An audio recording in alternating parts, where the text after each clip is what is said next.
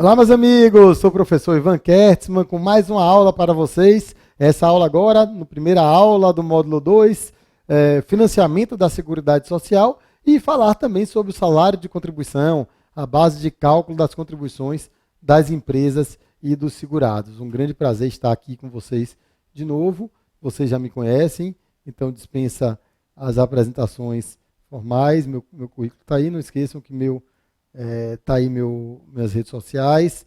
Podem entrar em contato comigo nas redes sociais. Eu estou sempre disponível, né, sempre respondendo as perguntas de todos vocês. Quem quiser mandar uma fotinha, pode mandar, né, da aula. Eu estaria sempre repostando aí no meu Stories. Então, vamos juntos aí falar sobre o direito previdenciário e a legislação de custeio. Nós estamos iniciando um módulo agora que começa com a parte de custeio, com a parte de financiamento da Previdência Social. E na legislação de custeio, nessas aulas aí da legislação de custeio, se não me engano, umas 6 aulas que vocês vão ter, algumas comigo, né? 1, 2, 3 comigo, acho, de custeio, né? 3 ou 4. Vocês vão ver a Constituição Federal, o artigo 194 e 195 da Constituição, a Lei 8.212 de 91, que é a Lei de Custeio da Previdência Social, o Decreto 3048 de 99, que trata também da legislação de custeio e também de benefícios, mas obviamente a gente vai focar nessas aulas da legislação de custeio, e a Instrução Normativa número 971, sempre que for necessário, a Instrução Normativa Básica da Receita Federal, que trata sobre o custeio previdenciário, e ela traz, às vezes, informações importantes. Nós tivemos algumas mudanças nessas aulas de custeio, a gente já vai tratar da reforma da Previdência Social, ainda não foi aprovada, mas não vai ter mudança nenhuma mais, então já vamos enfocar no tema da reforma, para vocês já terem aula atualizada com o texto da reforma. Então a gente vai mostrar a legislação anterior, a legislação nova, então é isso que vai predominar nesse segundo módulo. Sempre as aulas vão estar atualizadas conforme a reforma que vai estar saindo aí nos próximos dias. Ok? Então a gente vai estar sempre preparado para isso, para vocês terem sempre atualização antes mesmo dela acontecer. Ok, gente? Então vamos lá. O artigo constitucional que trata do financiamento da Seguridade Social brasileira é o artigo 195 da Constituição Federal, que trata das bases de financiamento da Seguridade Social. E de acordo com o artigo 195, vai incidir contribuição sobre do empregador, da empresa, da entidade a ela equiparada na forma da lei, sobre, então, a empresa, o empregador e a entidade equiparada na forma da lei. Ela vai pagar a contribuição sobre a folha de salários de mais rendimento de trabalho pagos ou creditados a qualquer título a pessoa física que lhe preste serviço, mesmo sem vínculo empregatício. Então, vamos lá. Primeiramente, o artigo 195 vai estabelecer quem são os entes que devem pagar contribuições para a Seguridade Social, para financiar a Seguridade Social. E ele elegeu no inciso 1 a empresa, o empregador e a entidade a ela equiparada na forma da lei. A entidade a ela equiparada à empresa na forma da lei. Quem define quem é empresa e quem é entidade equiparada é o artigo 15 da Lei 8.212 de 91, né? Que vai tratar o que é empresa e o que é entidade a ela equiparada na forma da lei. E, em síntese, todo mundo que emprega do ponto de vista previdenciário é considerado empresa ou entidade equiparada à empresa. Empregou, deve pagar contribuições para a Previdência Social. E essa contribuição para a Previdência Social está prevista na primeira base de cálculo que a empresa ou empregador deve pagar para a Previdência Social, que é contribuição sobre a folha de salários e demais rendimentos do trabalho pagos ou creditados a qualquer título à pessoa física que preste serviço, mesmo sem vínculo empregatício. Então, se uma empresa contratar qualquer trabalhador e pagar qualquer valor a um trabalhador, ela é obrigada a pagar uma contribuição previdenciária sobre esse valor que pagou o trabalhador, mesmo que esse trabalhador não tenha vínculo empregatício. Então, se a empresa contrata um empregado, é obrigado, sobre o salário do que paga o empregado, a pagar uma contribuição previdenciária. Mas se a empresa contrata um contribuinte individual, um autônomo, um pintor para pintar a empresa, um encanador para consertar o vaso sanitário, a pia, ou qualquer tipo de profissional, ela é obrigada também a pagar uma contribuição previdenciária patronal. Por que eu estou chamando dessa contribuição previdenciária patronal? Todas as contribuições do artigo 195 da Constituição são destinadas ao financiamento da Seguridade Social. E quando eu falo que ela é direcionada ao financiamento da Seguridade Social, eu digo que ela é direcionada a pagar saúde, previdência social e assistência social. Isso está direcionado a pagar os benefícios da Previdência Social, né? Ou da Seguridade Social. Saúde, previdência e assistência. Quando eu falo que esse artigo 195.1a da Constituição, ela se destina à Previdência Social, porque elas são contribuições previdenciárias parte patronal, eu digo que dentre as áreas da Seguridade Social, esta contribuição sobre a folha de pagamento que as empresas pagam só pode ser direcionada para a Previdência Social. Ou seja, não pode ir para a saúde, para a Previdência e para a assistência social. Quem está dizendo isso é o próprio artigo 167, inciso 11 da Constituição, 11 da Constituição Federal Brasileira, CF. Ok? Então, essa contribuição do 195A só vai para a Previdência, não pode ir para a saúde nem para a assistência. Por isso que se chama de contribuição previdenciária parte patronal. Aliás, todas as contribuições que incidem sobre a folha de pagamento são chamadas de contribuição previdenciária. Tanto a parte do segurado, que a gente vai ver mais à frente, daqui a pouquinho, como a parte da empresa, que a gente está vendo agora. A contribuição, também existe contribuição da empresa que vai para a Seguridade Social sobre a receita e faturamento, que é o PIS e a COFINS. Toda vez que a empresa obtém receita, ela vai pagar contribuição para a Seguridade Social, para financiar a saúde, previdência e assistência social, que não se destina obrigatoriamente à custeio da Previdência, mas todas as áreas da Seguridade, saúde, previdência e assistência. Nós não vamos estudar PIS e COFINS na nossa pós-graduação.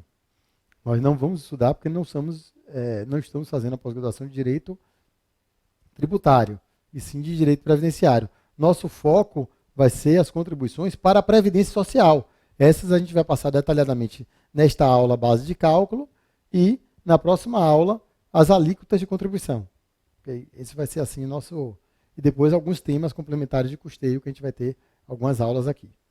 Bom, e contribuição social sobre o lucro. Então, a empresa paga sobre a folha. Paga sobre o faturamento toda vez que faturar, que vai para a Seguridade Social. Sobre a folha é previdenciária. É para a Seguridade, mas vai ser só para a Previdência, dentro das áreas da Seguridade. E se sobrar lucro, ainda vai pagar a chamada CSLL, Contribuição Social sobre o Lucro Líquido, que é uma contribuição que vai se destinar justamente ao financiamento da Seguridade Social, ao lucro, né? sobre o lucro. Então, toda vez que tiver lucro, vai pagar essa contribuição também. Além disso, minha gente, essas são as contribuições que a empresa paga, o empregador, a entidade ela é equiparada. Mas temos contribuições também que vai incidir sobre o próprio salário do trabalhador, que é a contribuição do trabalhador e dos demais segurados da Previdência Social, não incidindo contribuição sobre a aposentadoria concedida pelo RGPS. Ok? Então, do trabalhador e demais segurados da Previdência Social, não incidindo contribuição sobre a aposentadoria e pensão concedida pelo Regime Geral de Previdência Social. Então, gente, o trabalhador de mais segurados da Previdência Social, sempre que receberem sua remuneração, eles vão pagar também a sua contribuição, que é chamada de contribuição previdenciária parte do segurado. Então, toda vez que ele receber, ele vai pagar também a contribuição previdenciária. Não é só o empregado que paga. É o empregado, o autônomo, todo mundo deve pagar uma contribuição previdenciária, bastante ser trabalhador segurado obrigatório. Se ele não for segurado obrigatório, se ele for segurado facultativo, ele vai pagar se ele desejar também fazer parte da Previdência Social, vertendo contribuições para ela. Então, ele vai optar por pagar contribuições para a Seguridade Social. Ok? Só que não vai incidir, e isso a reforma da Previdência Social não mudou, né? Não vai incidir contribuição previdenciária sobre as aposentadorias e pensões concedidas pelo RGPS. Veja como é que está o texto com a reforma da Previdência, né? A reforma da Previdência alterou esse texto, né? Mas não foi uma alteração muito significativa. A gente vai ver depois só que a alteração gerou, vamos dizer, uma alteração significativa logo depois, que é o seguinte. Ele botou do trabalhador de mais segurado da Previdência Social, exatamente como está aqui, só que botou essa parte aqui que eu pintei de verde, ó. Acrescentou isso aqui, ó. Podendo ser adotadas alíquotas progressivas de acordo com o valor do salário de contribuição. Gente, a alíquota progressiva já era adotada. Aliás, eles deviam botar, em vez de alíquota progressiva, eles deviam fazer o nome certo. Alíquotas não cumulativas, que foi isso que aconteceu. A gente vai ver na próxima aula, não hoje, mas na nossa próxima aula, quando a gente for estudar as alíquotas, a gente vai ver que teve grande mudança nas alíquotas. As alíquotas já eram progressivas, como está no texto aqui. Isso aqui não mudou em nada, já eram. O que mudou, na verdade, é que as alíquotas agora incidem sobre cada faixa.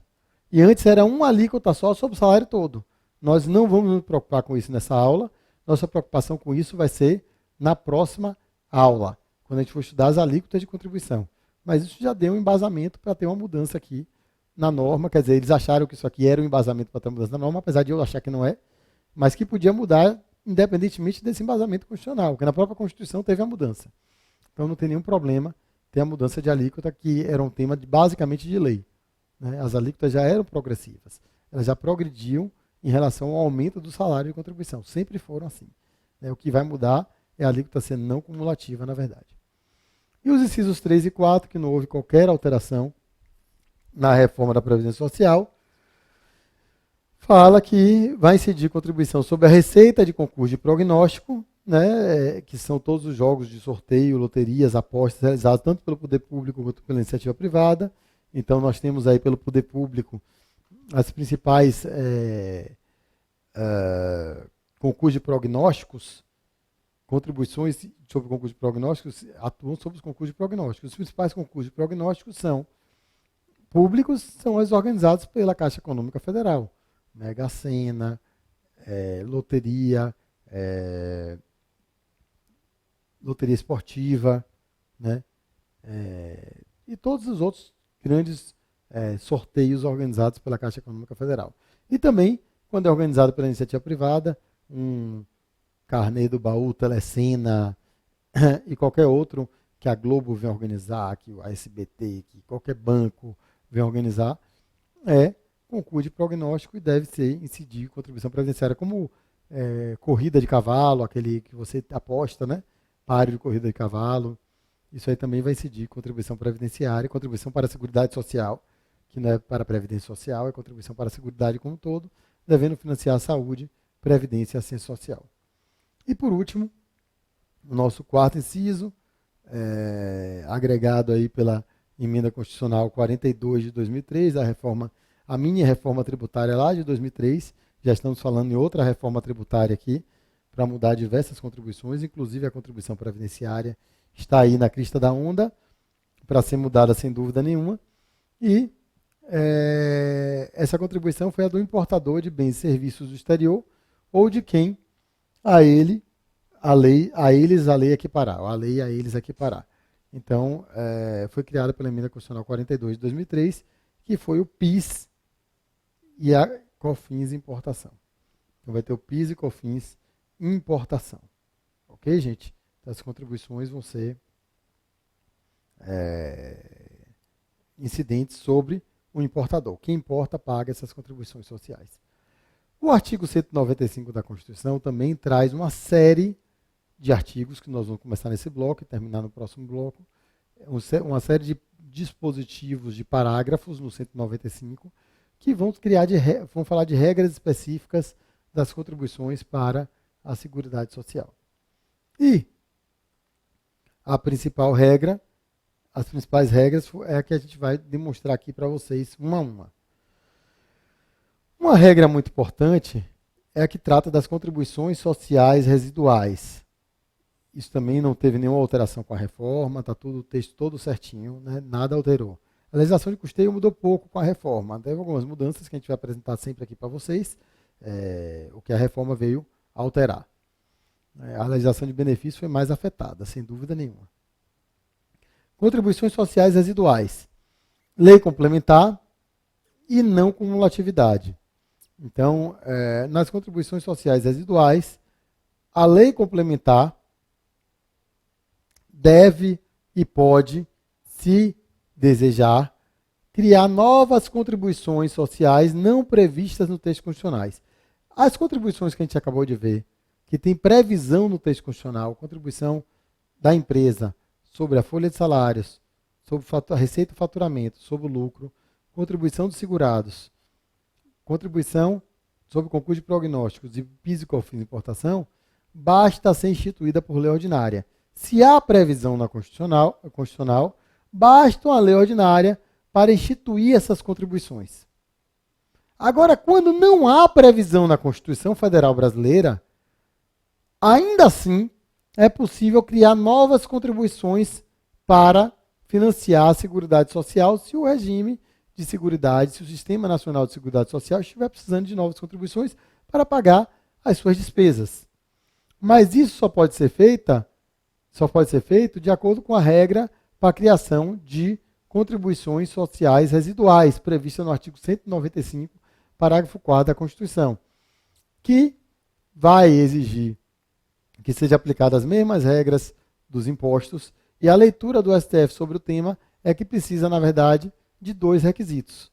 Precisa do requisito da lei complementar, para você criar uma nova contribuição social não prevista no texto constitucional, é necessário lei complementar, e é necessário que esse tributo seja não cumulativo. Então ele tem que ser um tributo não cumulativo, ou seja, ele não pode incidir várias vezes na mesma cadeia de produção.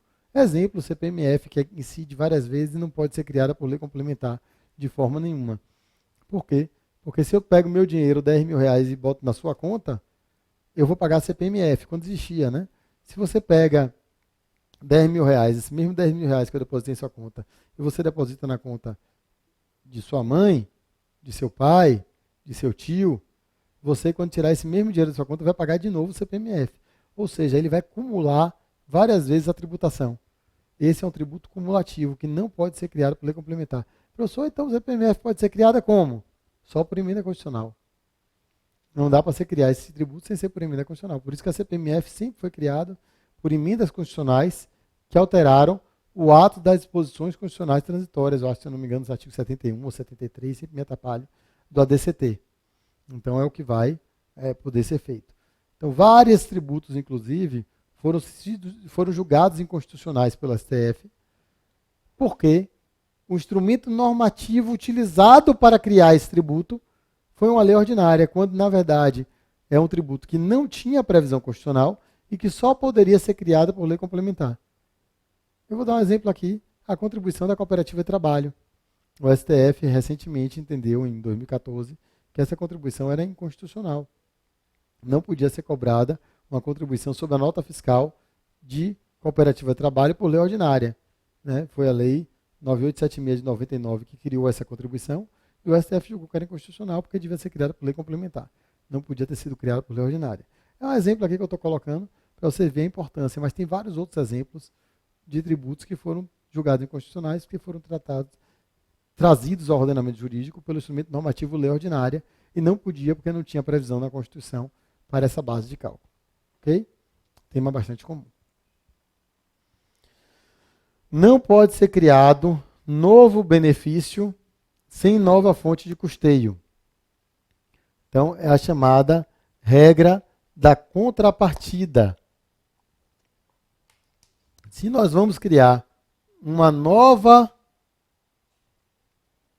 novo benefício, é necessário que, junto a ele, nós criemos uma nova fonte de custeio. Se vai criar ou ampliar um benefício, é necessário criar uma nova fonte de custeio. Então, na teoria, isso é bem interessante. Toda vez que for criar um benefício, tem que criar uma contribuição junto, justamente para você não usar o sistema previdenciário de forma política, né? Vai ter eleição, aí você começa a criar benefício. Então a ideia é o seguinte, vai criar benefício, vai ter que criar uma fonte de custeio também. Na prática, gente, o que acontece é que a própria União, quando vai criar seus benefícios novos, não respeita isso e acaba ninguém ajuizando a ação para dizer que o benefício é inconstitucional. Quem poderia fazer isso é o Ministério Público, mas o Ministério Público, obviamente, está mais preocupado com outras questões do que discutir inconstitucionalidade de benefício criado pelo Estado. O Estado já cria tão poucos benefícios, quando cria um, vai o Ministério Público atuar contra, acaba na prática isso não ocorrendo. Eu vou dar 2 exemplos aqui de recentes benefícios que foram criados aí e que não foram utilizadas a regra que a gente colocou aqui, que de uma previsão de custeio anterior, ou seja, de criar um novo custeio também, uma nova contribuição. Salário maternidade para homens, o benefício salário maternidade foi estendido, era só para mulher, passou a ser dado para homens em caso de morte da mãe no parto, e em caso também de morte na mãe do parto ou adoção para um homem. Então, o homem que adota também teria de salário maternidade. Junto a isso, deveria ter sido criada uma nova contribuição, mas não foi. E, obviamente, o Ministério Público não ajuizou a ação para dizer que era inconstitucional.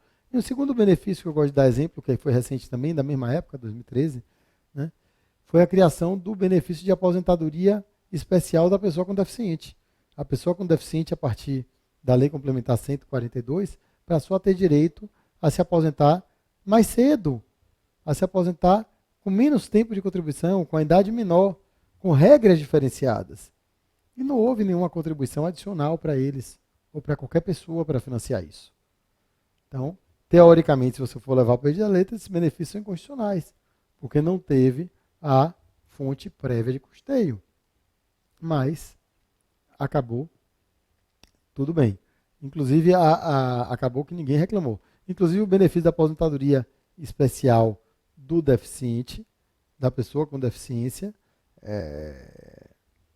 agora está até com previsão constitucional para a criação, então a própria Constituição criou, então já fica mais difícil isso com a reforma, né? A reforma está criando ele, né? Provavelmente quando vocês assistirem, ela já está na boca da criação, ou criando mesmo, né? Porque eu gravei antes da reforma passar, mas já estou com o texto aqui da reforma, já escrevi o livro da reforma da Previdência, já estou fazendo aqui o marketing do meu livro que ainda nem lancei, né? Mas que em breve, logo no dia seguinte da reforma, que no dia que for publicada a reforma, já vai estar no site da editora Juspódio, o livro Entendendo a Reforma da Previdência Social. Então, que já está escrito. Eu estou esperando só o número da emenda constitucional, para, em vez de emenda constitucional XXX, que está no meu livro, colocar emenda constitucional 103, talvez. Vamos ver qual é o número que vem aí, né? Acho que é 102 ou 103, 104, não sei se vai sair coisa antes, né? Então vamos esperar. Vai ser 100 e alguma coisinha pouca, né? A emenda constitucional. Então eu vou atualizar e mandar o livro para a editora. Então a gente já está preparado, né? Foi um compromisso nosso aqui, de essas aulas todas aí do segundo módulo, a gente dá totalmente atualizada, né? Com a reforma da Previdência Social, né? E é o que vai ter. E, obviamente, qualquer mudança que venha ocorrer, a gente está sempre preparando para fazer novas mudanças, como a gente gravou já uma aula aí com o professor Alex, tutor da pós, sobre as alterações da lei 13.846, para vocês estarem sempre atualizados aqui, já que o curso é gravado, tem um delayzinho pequeno, então aí vocês vão estar sempre atualizados com os novos cursos. Essa é a nossa missão. Ok, gente?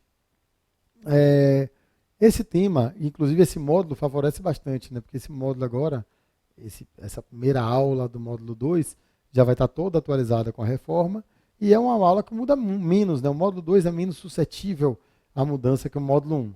O módulo 1 é um módulo mais de benefício, que teve muita mudança em relação à legislação.